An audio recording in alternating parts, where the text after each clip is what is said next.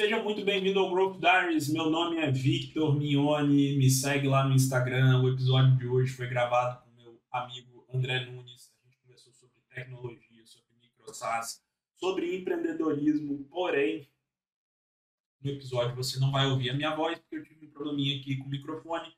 Eu não vou deixar de publicar. Você pode acompanhar só com o áudio dele, beleza? É isso.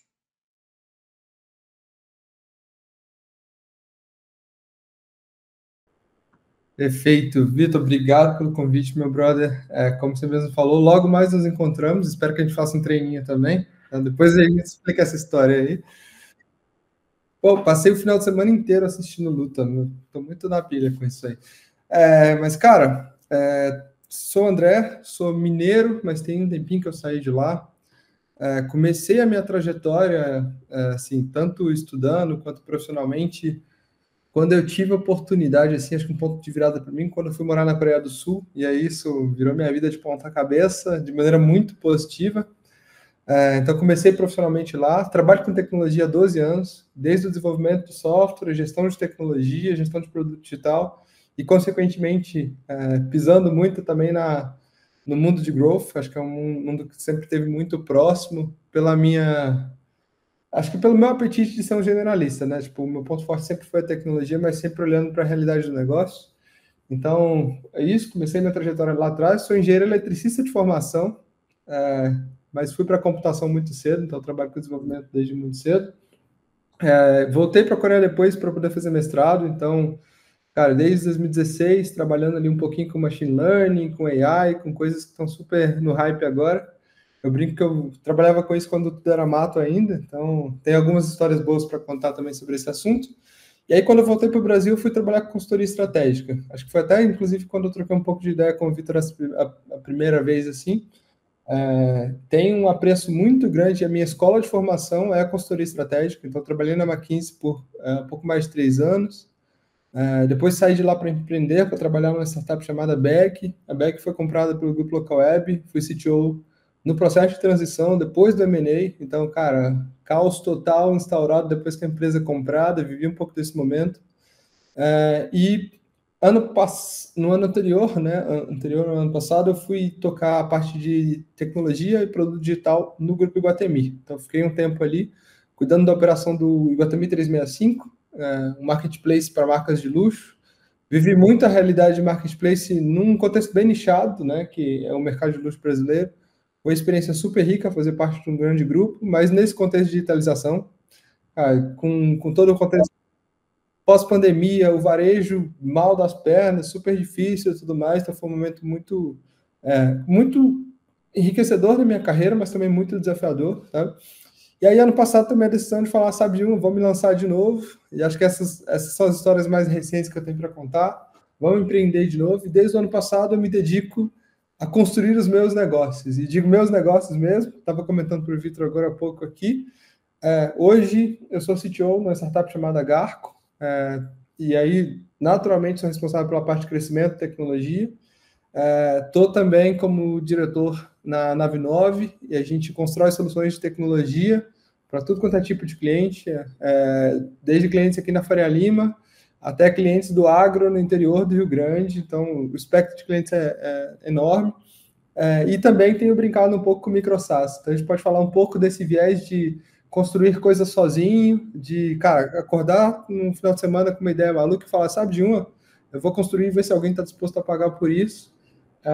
Que é algo que eu gosto bastante, assim, a experimentação no dia a dia, sabe? Essa capacidade de colocar a mão na massa, fazer um negócio, testar e construir negócio a partir disso.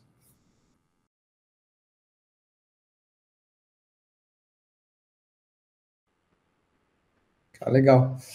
Acho que primeiro eu tinha uma ansiedade, um desejo muito pessoal, e isso não. Eu sempre falo com todo mundo, não tem muito certo e errado, mas era um desejo meu de construir um negócio com a minha cara. Acho que, na essência, eu sempre tive essa questão. Você falando, cara, eu tenho que experimentar construir algo que tenha a característica do André, que tenha as crenças do André e tudo mais. Só que intrinsecamente a isso vem um baita de um risco, né? Que você fala assim, cara, quando você começa a construir uma empresa, ela é tão frágil, que de hoje para amanhã ela pode quebrar, assim. E aí eu ficava com isso na cabeça, falei, cara, se amanhã, assim, no contexto da McKinsey ou do Iguatemi, se eu não vier trabalhar amanhã, o que acontece? E a resposta é absolutamente nada. Pode ter um estresse ali com o cliente e tudo mais, mas a empresa vai estar ali. E a característica dos negócios que eu toco hoje é completamente diferente. Se eu acordar, cara, com dor de cabeça amanhã e não puder trabalhar, não tem empresa. E esse realizar isso depois que você faz o salto, você resolve começar a construir, às vezes revira o estômago, assim, é complicado, mesmo para quem quer, mesmo para quem quer. Mas eu acho que eu tinha sempre essa sementinha, assim, de eu quero construir alguma coisa com as minhas características. Aí uma missão que eu tomei para mim nesse processo foi, eu aprendi, e eu repito, a minha escola profissional foi a consultoria estratégica. E o que eu aprendi de maneira estruturada foi a resolver problemas utilizando tecnologia. Isso as consultorias fazem de maneira excelente, de estabelecer frameworks, modelos de resolução de problema, e eu carrego isso para minha trajetória. E uma vez que eu aprendi a fazer isso de maneira sistemática, eu falei, opa, agora eu tenho ferramental para realizar aquele sonho do André lá de trás, que era começar um negócio do zero, mas agora de maneira estruturada. Então, o que eu aprendi que me deu esse conforto para fazer o salto do corporativo para o empreendedor foram as ferramentas mesmo. As ferramentas para poder fazer esse processo e controlar risco. Porque empreender, cara, nada mais é do que lidar com risco dia após dia. 24 horas por dia. Exatamente.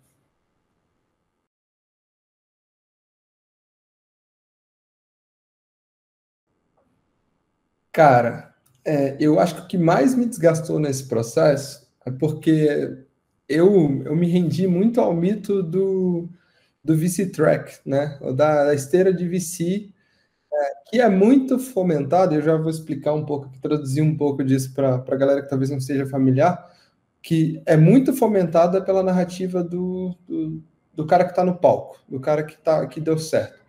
Então, o que acontece muito com o mercado de capital e investimento para startups é que meia dúzia de pessoas que efetivamente conseguiram levantar capital são as pessoas que contam as histórias. E fica parecendo que é muito fácil, com uma ideia boa, com um time bom, você ir para o mercado e levantar a grana.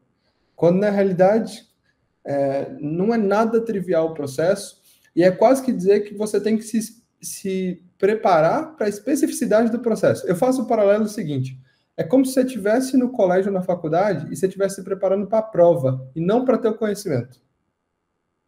Você tem que conseguir responder as perguntas certas, encaixar num modelo, mas não necessariamente ter a melhor empresa do ponto de vista de resultado de negócio.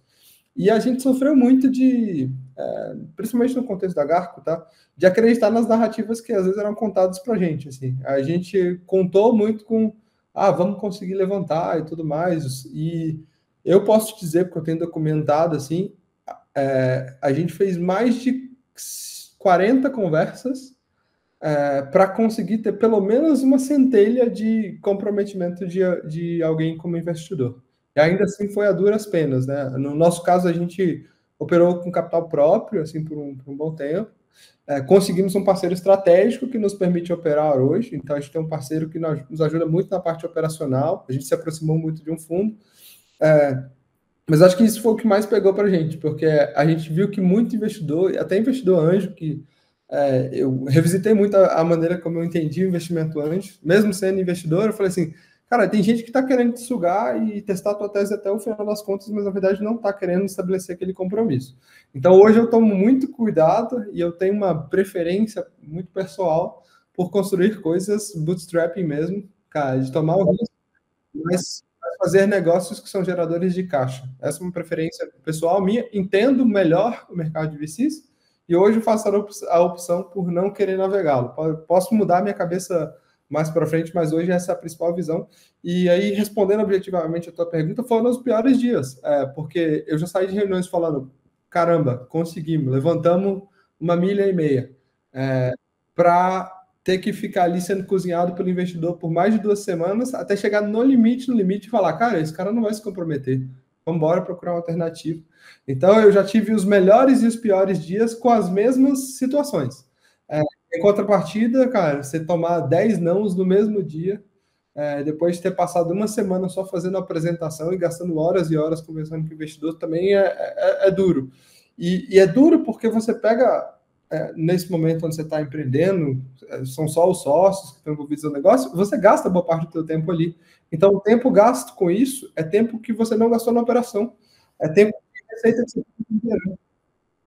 E aí, quando você está fazendo isso no inicinho, né, você faz tudo, cara. O empreendedor é aquele que cobre o escanteio, corre para cabecear, e está ali cumprindo todos os papéis. Então, cada hora que eu gastei preparando o pitch deck, apresentando, foi uma hora a menos de desenvolvimento, de dedicação ao produto, de comercial.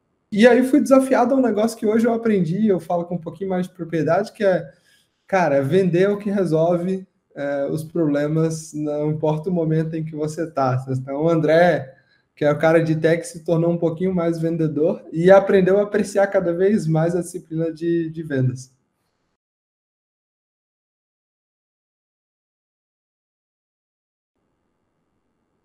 Cara, a realidade é essa, assim, a gente pode falar que existem, tá? E aí eu poderia apontar nos dedos alguns VCs que são bem fundamentalistas nas teses e vão te avaliar tecnicamente, mas a grande maioria vai usar de relacionamento para poder tomar uma decisão sobre investimento. Assim, a realidade é essa. Obviamente que se você não passar num crivo mínimo técnico, não tem nem conversa, né? Se não tiver uma boa tese. Mas a decisão final de investimento, ela não é necessariamente técnica. E ignorar isso, eu vi até algumas startups morrerem por ignorar isso. Eu acho que a gente aprendeu no limite, sabe? Eu não sei se o nosso timing também foi o melhor, mas a gente aprendeu a duras penas, mas aprendeu.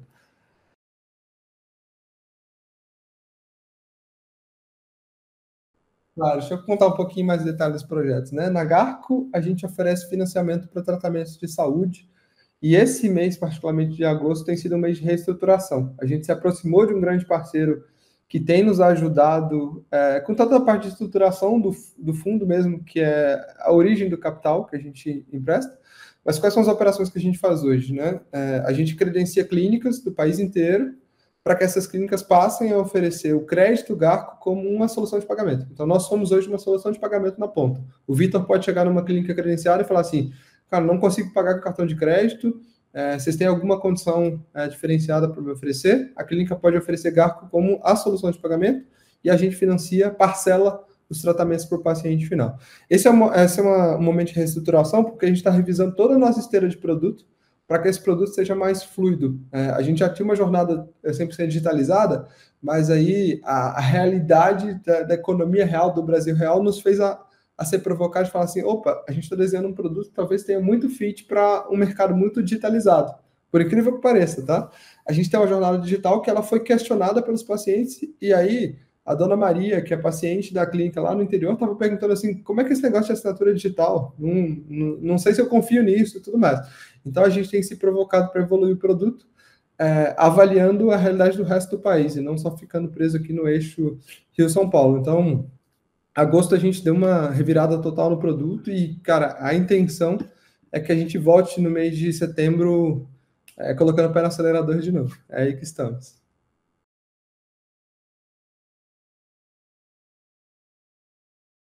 Sim, sim. Hoje eu estou me dedicando junto com a minha sócia, a Gisele, que é uma pessoa que trabalhou comigo, inclusive na época de consultoria.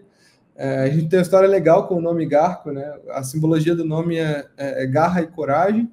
E a gente lá atrás, a gente quase construiu uma plataforma educacional que a gente também queria que chamasse Garco. Então, como se essa fosse a segunda Garco e a nossa segunda tentativa de empreender juntos. Nós estamos dedicados e montando o time. É o momento onde a gente está montando a estrutura de operações e a estrutura de tecnologia para poder escalar. A gente chegou a ter, a gente bateu 70 clínicas credenciadas no mês passado, e como eu disse, a gente deu uma segurada agora no mês de agosto para voltar a crescer. O objetivo, a ambição é chegar a 1 milhão de originação mês até o final do ano. Então, bastante ambicioso e realmente é um objetivo bastante agressivo, mas com tecnologia e com o fit que a gente encontrou para o produto, né? O momento é que a gente percebeu quais são as clínicas que têm mais apetite para poder utilizar esse produto e a gente está pescando essas clínicas aí no mercado.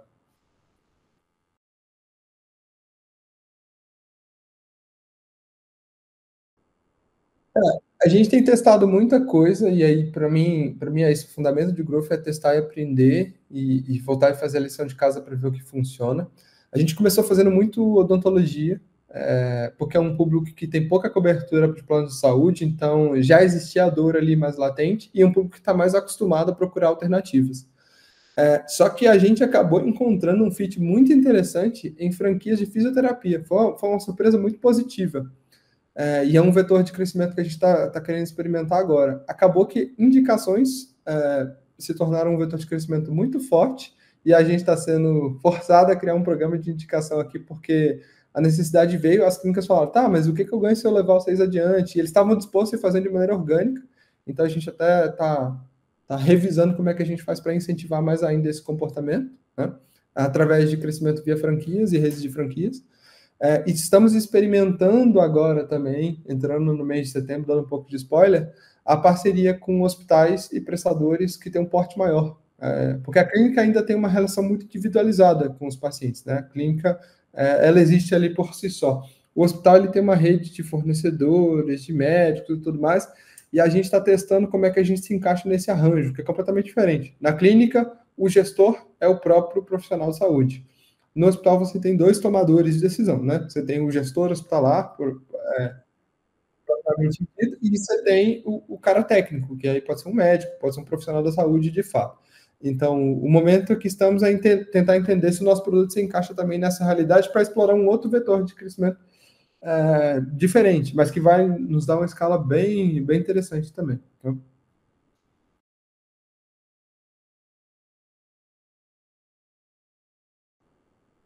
perfeito. Vale contar um pouquinho da história de como é que eu me aproximei, né? A Nave é uma empresa que existe há 7 anos, e aí o timing ficou muito bom aqui, porque é aniversário da Nave, é aniversário de 7 anos da Nave, e é o momento em que a gente escolheu anunciar a minha sociedade, o fato de eu estar me aproximando do time e estar trabalhando com eles. A Nave, para mim, é a materialização de como eu acredito que tecnologia precisa acontecer, tá?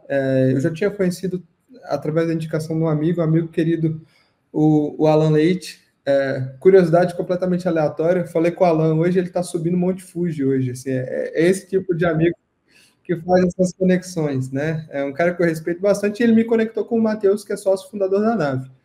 Quando eu olhei para a Nave, eu vi um cuidado muito grande com as pessoas, uma cultura interna assim muito interessante, leve, apesar do compromisso com o trabalho. Eu falei, opa, tem uma coisa super interessante. E na minha cabeça, eu já tinha esse desejo de construir uma empresa de tecnologia e de serviços. E aí eu encontrei na Nave a materialização daquela cultura que eu me via construindo. Eu falei, pô, eu não vou começar um negócio do zero, deixa eu me aproximar dos caras.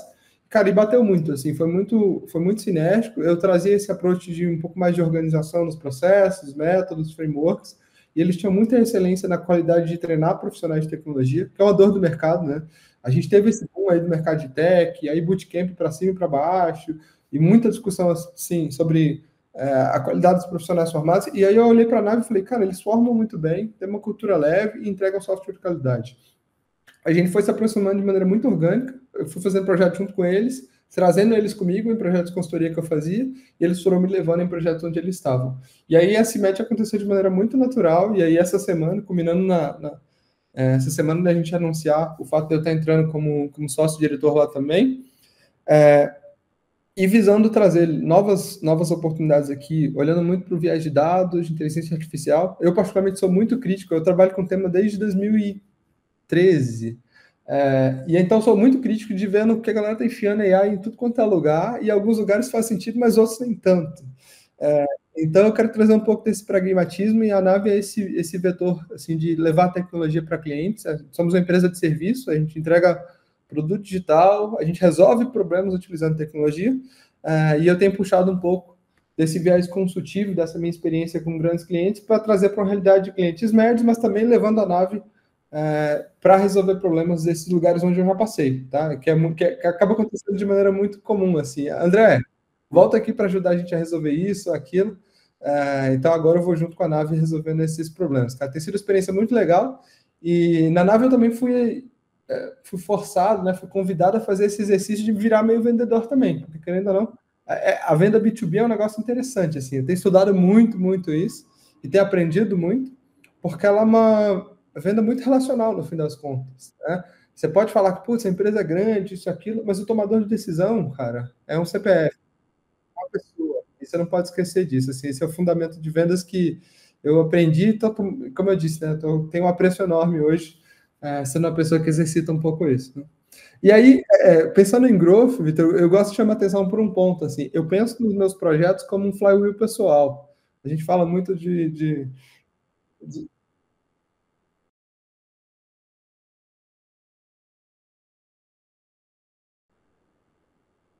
Cara, para mim, eu estava lá atrás, alguns anos atrás, estudando PLG e a galera falando como é que ia sair do funil para modelos de flywheel e tudo mais. Cara, aí eu me deparei com o seguinte cenário. O pessoal me perguntando, André, como é que você faz tanta coisa ao mesmo tempo? Aí eu parei para estudar mesmo e fazer exercício. Qual que é o ponto que tem em comum? O ponto em comum e o acelerador da minha carreira é tecnologia. Não tem como ignorar. E aí, fazer parte e ser sócio de uma empresa que constrói tecnologia é um grande habilitador para meus outros negócios, porque eles se retroalimentam. Então, cara, o que que eu consigo através desse mecanismo, trabalhando com a nave, tocando numa startup e fazendo projeto de consultoria?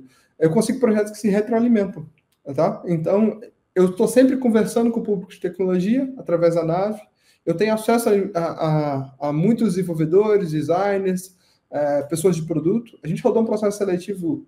Eu estou rodando um processo seletivo essa semana. Eu fiquei assustado. Eu tive 1.000 currículos para poder analisar.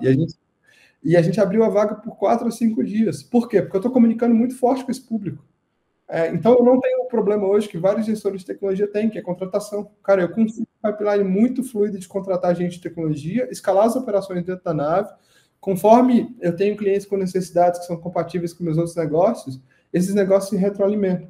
Eu vi isso muito forte em algumas empresas lá fora e vi isso pouco no Brasil, mas se você pensar em cadeias produtivas de Samsung, Hyundai, LG, que são as minhas referências corporativas na Coreia, essas empresas são empresas de cadeia fechada. Elas fabricam desde os materiais que elas utilizam até, cara, reutilizam tudo que está na cadeia delas. É exatamente isso. Construção civil, navios de logística para poder entregar os carros ao redor do mundo e tudo isso. Então, eu trouxe esse conceito para a minha realidade pessoal e é assim que eu consigo fazer com que meus projetos coexistam nesse momento. A minha vida é uma loucura? Mas ainda assim faz muito sentido.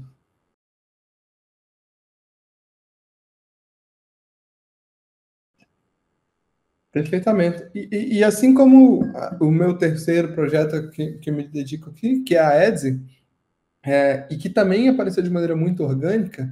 Cara, um pouco mais de um ano atrás eu fui no Fórum E-Commerce, eu estava muito imerso no mundo de varejo, e-commerce, eu estava trabalhando muito próximo do time da Vtex, e aí um grande amigo que foi meu CEO na BEG me apresentou para a Júlia Galvão, que hoje é minha sócia. A Júlia tinha, de maneira muito intensa, o engajamento do público dela, porque ela estava muito presente em redes sociais, documentando os bastidores dela, que é um negócio que eu admiro bastante, assim, a pessoa contar o que é que está por trás do negócio, ela construir em público. E ela contava isso e gerava um engajamento enorme. E ela percebeu nisso uma oportunidade, inclusive, de monetizar. Então, ela construiu um senso de comunidade, onde a comunidade de seguidores dela vendia os próprios produtos do e-commerce dela. Eu olhei para isso e falei, cara, isso é muito doido. E aí, quando eu fui conversar com ela, ela fazia as coisas de maneira muito, muito artesanal, porque ela tinha esse domínio, ela cresceu muito próximo dessa comunidade. Eu falei, cara, isso dá software. Isso foi muito legal o match, porque é alguém que comunicava muito forte com o público, que entendia as dores e necessidades do público. E aí, depois do processo estabelecido, e esse é um mantra que eu carrego muito forte, né? Tipo, a gente pensa em pessoas, processo e só depois em tecnologia. Eu já tinha o Viagem de Pessoas, porque ela tem uma sensibilidade enorme com a comunicação com o público. Ela tinha processos internos pré-estabelecidos para a marca dela. E aí a gente falou assim, a gente combinou, eu falei, vamos construir o software para você usar. Se em 60 dias os teus resultados aparecerem utilizando o software que a gente construiu para você, depois a gente extrapola e vamos procurar no mercado influenciadores com o mesmo perfil. Cara, foi batata. A gente rodou 60 dias do produto com ela. Quando foi início do ano, a gente lançou o produto para a comunidade, para influenciadores de mesmo perfil. E agora a gente está rodando esse SaaS aí, que é a partir de uma dor individualizada que ela tinha, que ela transformou numa realidade ali de canal de aquisição.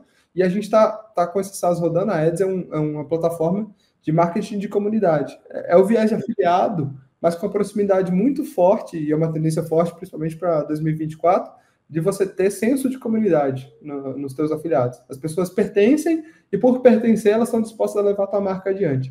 Isso está funcionando de maneira super interessante. A gente está começando agora a explorar os novos viés de crescimento, porque foi muito orgânico lançar o produto.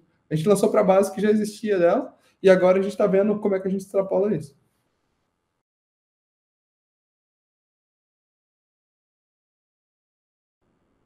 Cara, eu gosto muito desse ângulo de olhar para o conhecimento individual, olhar para a trajetória, olhar até para o produto de conteúdo que a pessoa faz e pensar em como é que isso pode crescer para se tornar um SaaS. Foi, inclusive, esse viés que eu trouxe para minha sócia, e aí eu entrei sendo a pessoa com conhecimento técnico, mas literalmente o produto é uma tradução da experiência dela como empreendedora. É muito isso que a gente trouxe. E eu fico muito feliz dessa democratização de construção de tecnologia que o low-code e o no-code traz. Eu sei que tem muita gente que critica, mas, cara, eu gosto muito dessa ideia. A gente falou lá atrás, tinha uma discussão muito forte aí nos últimos anos, de se, no processo educativo que a gente tem de criança e adolescente, se a gente deveria ensinar programação, sim ou não. Eu acho que a gente está começando a tocar um ponto interessante disso, que é as pessoas aprenderem lógica, e aprendendo lógica, elas poderem explorar essas ferramentas. E aí a gente vai poder habilitar para que todo mundo possa experimentar. Eu acho que eu gosto da democratização do poder de experimentação. E eu olho para isso com olhos muito positivos, porque o modelo que a gente trabalha está cada vez mais diferente, assim. Eu gosto da gente ter alternativas a essa trajetória corporativa, sabe? Não é todo mundo que vai querer parar e trabalhar de 9 a 5 e ficar preso nesse contexto. Então, eu fico muito feliz quando eu vejo, cara, você trazendo essa perspectiva de falar assim, eu já estou experimentando com os meus produtos, eu já estou experimentando com o meu conhecimento e pensando em construir algo a partir do conhecimento que eu tenho, tá? Então, cara, eu particularmente tenho zero críticas a isso. Eu sou, na verdade, um grande defensor e acelerador desse conceito. Assim, experimentem, testem, aprendam a fazer por vocês mesmos. E quem sabe daqui a pouco vocês estão ali com um business de lifestyle, né? Que efetivamente você vai poder trabalhar 2, 3 dias, ou que você vai poder se dedicar, assim como eu faço hoje, se dedicar a 2 atividades, porque é prazeroso, porque é diferente, porque você quer fazer mais de uma coisa ao mesmo tempo. E eu acho que essas possibilidades de soluções vão ser um grande habilitador disso.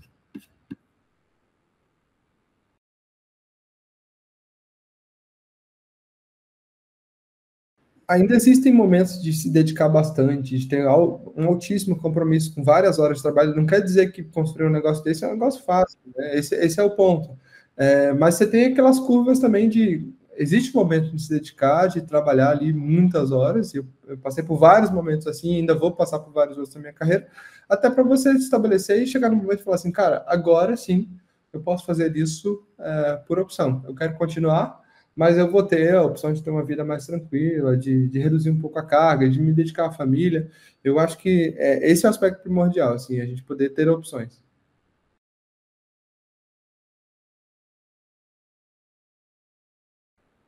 Cara, eu brinco que todo mundo deveria saber um pouquinho, pelo menos para poder errar, né? Saber o mínimo para poder errar. Às vezes, tipo, seu conhecimento é tão vazio sobre alguns temas que a gente não sabe nem por onde começar. Então, sim, a primeira dica é dar uma estudada mesmo sobre lógica, sobre no-code, pega uma ferramenta dessas aí para poder experimentar. Automatiza tarefas simples do seu dia a dia. Olha para alguma coisa que você faz repetidamente todos os dias, alguma coisa que você está ali, cara, fazendo a segunda, terceira vez na semana. Opa, será que dá para experimentar? E já tem ferramentas hoje para poder ajudar nessa gestão do conhecimento e melhorar e tudo mais. O segundo aspecto que eu gosto para gestão de conhecimento no geral, Vitor, e eu recomendo isso não só para a parte de tecnologia, cara, ter algum formato de diário, de controle daquilo que você faz e da gestão do teu conhecimento. Eu vou muito longe com esse conceito, tá? Eu já vou, tipo assim, lá no segundo cérebro, eu já estou num conceito onde, eu tenho a wiki pessoal, assim, eu paro todo dia, escrevo no Obsidian, mas você pode fazer isso com o Notion, você pode fazer isso com o teu bloco de notas e tudo mais. E por que eu fui para o modelo digital? Eu gostava de fazer caderninho. Eu tinha um caderno todo ano e eu escrevia muito, escrevia todos os dias. Mas por que eu fui para o digital? Porque eu comecei a pensar em recursividade da informação. O caderninho era muito difícil eu voltar depois e recuperar aquilo que eu tinha escrevido e condensar os meus aprendizados. Então, hoje, com o ChatGPT, com uma ferramenta dessas, você consegue ter o teu wiki pessoal, no final, gerar um mega PDF e falar assim, cara, quais foram os principais aprendizados que eu tive esse ano? Você consegue voltar e fazer revisões periódicas, e eu tenho usado isso muito forte para minha gestão de conhecimento individual. É assim que eu estudo hoje, tá? Tomo notas diariamente, resumo isso semanalmente, resumo mensalmente, e aí tem um diário ali dos principais aprendizados, discussões, crescimentos que o André teve ao longo de 12 meses. Então, a minha dica talvez não seja nem tão técnica, assim, a primeira parte dela é experimentem sim com as ferramentas, experimentem com o OpenAI, com Make, com Zapier, com as ferramentas mais padrão do mercado aí, para quem estiver brincando de low code, no code. Mas pensem primordialmente em como vocês vão gerir conhecimento de vocês. Porque daqui para frente no mercado, essa capacidade de aprender, consolidar o conhecimento e aprender coisas novas vai ser o que vai diferenciar profissionais. O pessoal está muito nessa discussão de vai ser substituído por inteligência artificial e tudo mais. Cara, se você estiver constantemente estudando, se preparando, eu tenho certeza que você vai perceber as tendências e vai se preparar para elas, seja elas quais forem. Não adianta a gente ficar tentando otimizar para especificidade de determinada função. O gestor de social media vai existir amanhã? A resposta é não sei. O desenvolvedor vai existir amanhã? Não sei. Mas se você estiver bem preparado com os seus conhecimentos, você vai perceber as tendências e vai se adaptar em tempo. Essa é a maneira com que eu penso e como eu me preparo. Então, no geral, é essa que eu deixo.